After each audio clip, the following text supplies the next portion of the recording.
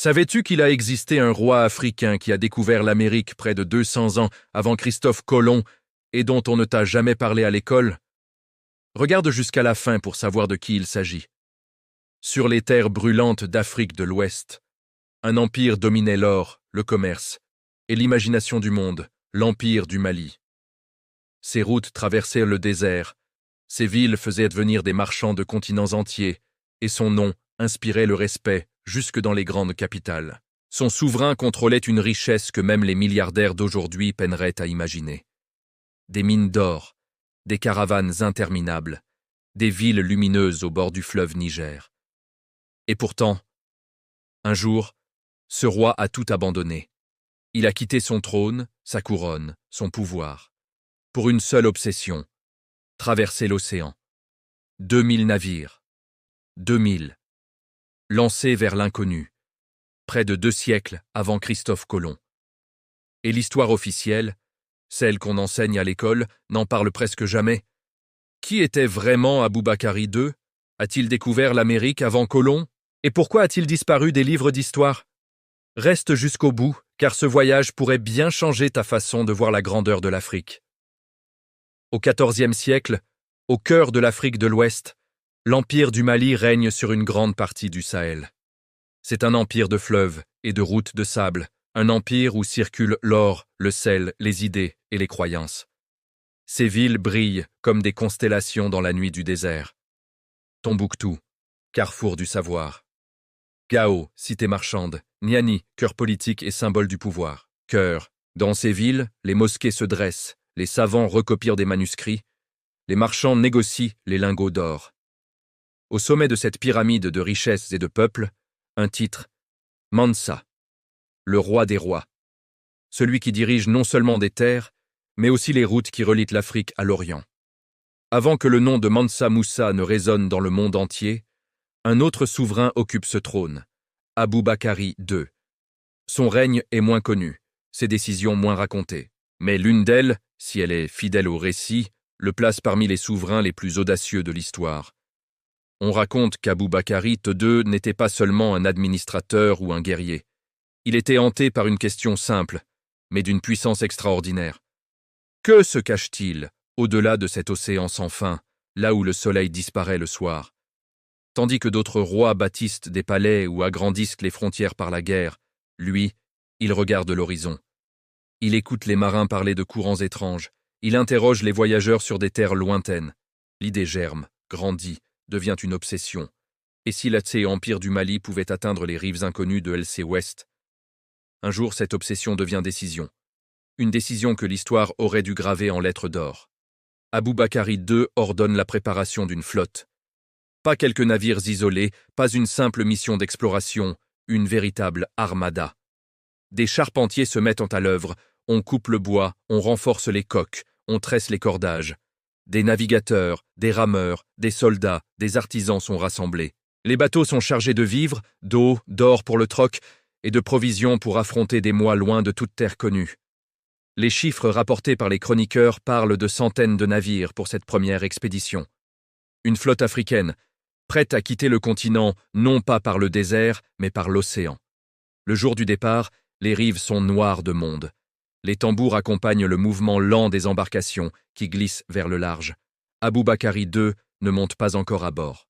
Il reste sur sa terre, mais il place dans ses navires une partie de la fortune de son empire et une grande partie de ses rêves.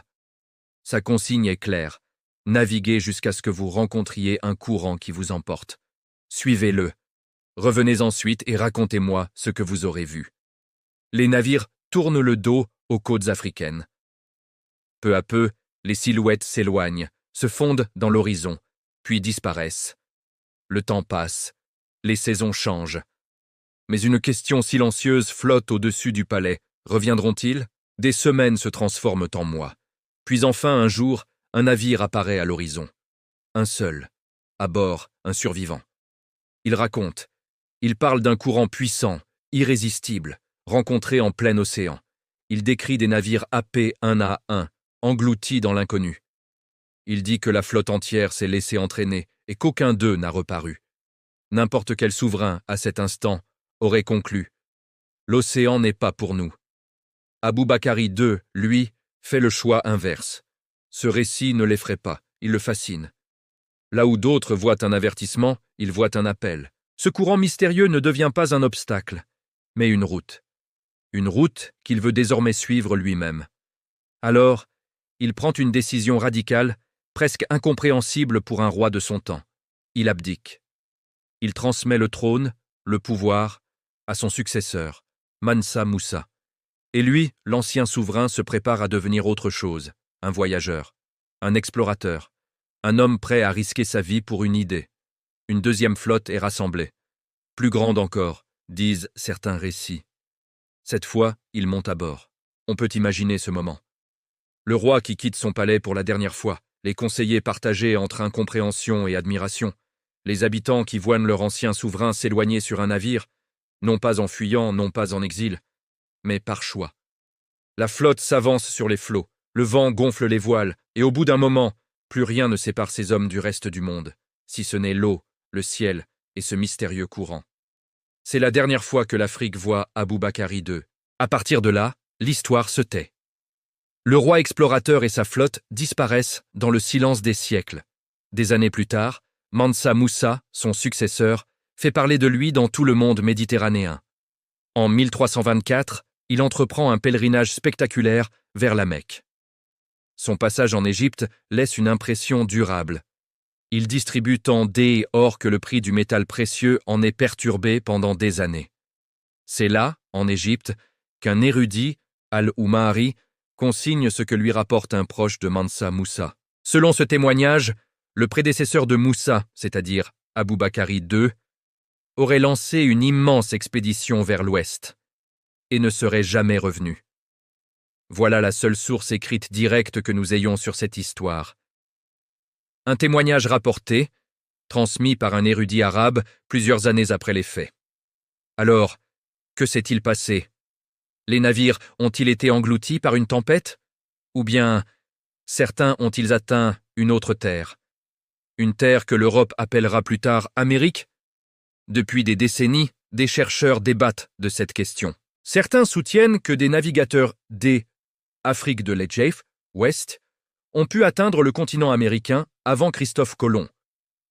Ils citent des récits de peuples autochtones qui auraient parlé de visiteurs venus de l'Est, portant des objets en métal précieux. D'autres évoquent des ressemblances dans certaines sculptures anciennes. Mais face à ces théories, la majorité des historiens restent prudents. Jusqu'à aujourd'hui, aucune preuve archéologique solide est venue confirmer que la flotte d'Aboubakari II a atteint les Amériques. L'hypothèse est fascinante. Elle nourrit l'imaginaire. Mais elle demeure pour l'instant une hypothèse. Ce que nous savons, en revanche, est déjà extraordinaire. Près de 2 siècles avant Colomb, un empire africain possédait la richesse, l'organisation et la vision nécessaires pour concevoir une telle expédition. Un roi africain a été prêt à abandonner le pouvoir suprême pour suivre une idée jusqu'au bout du monde. Là où Colomb cherchait une nouvelle route vers l'Inde, Aboubakari, lui, semble avoir été animé par la curiosité. Savoir, quitte à tout perdre. Imagine un instant un autre récit de l'histoire, si cette aventure avait été au centre des manuels scolaires. On y verrait non seulement des caravelles européennes, mais aussi une armada africaine, poussée par la volonté d'un roi qui refuse d'accepter que El Khan Horizon soit une frontière. Qu'il ait atteint ou non l'Amérique, Aboubakari II incarne une preuve que l'Afrique n'a pas seulement subi l'histoire. Elle l'a rêvée, elle l'a écrite, et parfois, elle l'a risquée sur des océans entiers. Des rois capables de financer des projets titanesques, des empires ouverts sur le monde. Voilà aussi le visage de l'Afrique précoloniale. Si tu veux poursuivre ce voyage au cœur des grandeurs cachées du continent, abonne-toi à Nexus Myth et active la cloche. Parce que ce que tu viens d'entendre est un fragment de la gloire africaine que on ne t'ait a presque jamais raconté.